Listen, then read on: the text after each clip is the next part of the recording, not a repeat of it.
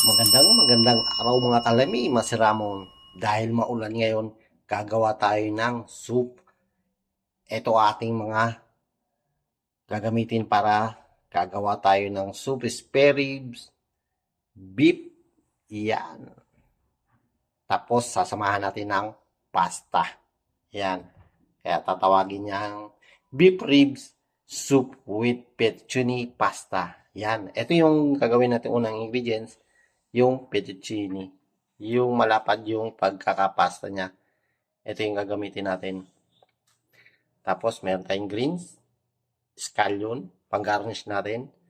Sinamahan natin ng yellow corn, pechay, bagu beans, then yung banana, ripe banana, kamatis, tapos sibuyas, tapos may beef cubes. And then, ito yung ating gagamiting ribs. Yan, ito yung pagkakat niya, malaki ito. Yan eh.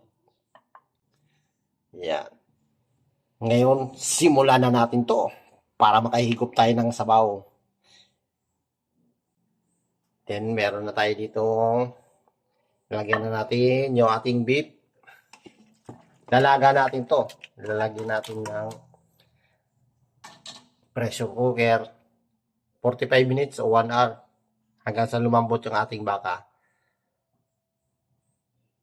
Yan. Palalamutin lang natin to ng 45 or 1 hour. Mamaya natin lalagyan ng ibang mga ingredients. Tatakpan muna natin.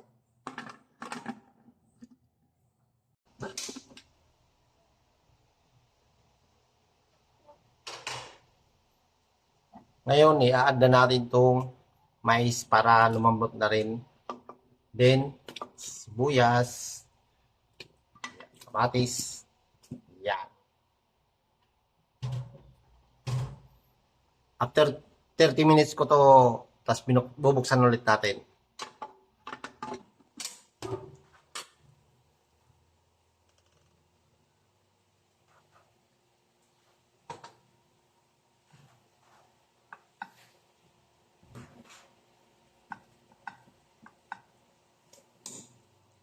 Add na natin yung ating ripe banana.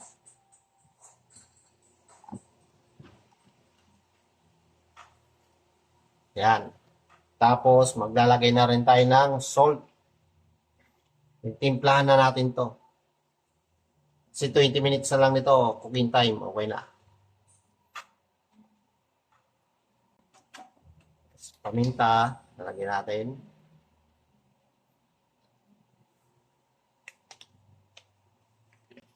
Then, pampalasa, ating fish sauce or patis.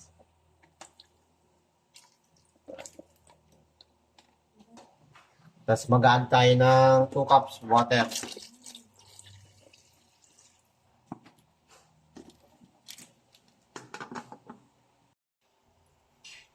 Add na natin yung pasta. Cooking time ito, 8 to 10 minutes. After ng 8 minutes, lagay na natin yung gulay. Diba? Itong pasta na to, dapat ito hindi magdikit-dikit, kaya dapat yung maya-maya lang ang lokay natin yan. Tulad niya, no? Kailangan galaw-galawin natin para hindi siya magdikit-dikit. Yan. Add na natin yung bagu beans. Yan. Cooking time 3 minutes. Add natin yung pechay. Yan. Scallion. Okay na. Luto na to. Magpi-platings na tayo.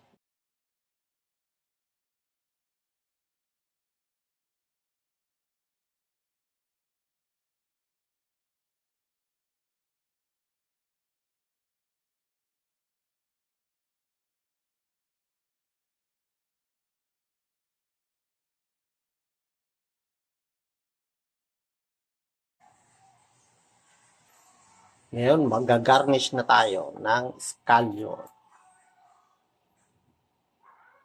Yun. Lame, masiramon. Ayan, eto na ang ating beef ribs soup with fettuccine pasta. Ayan mga kalami, higop na. Yummy, yummy.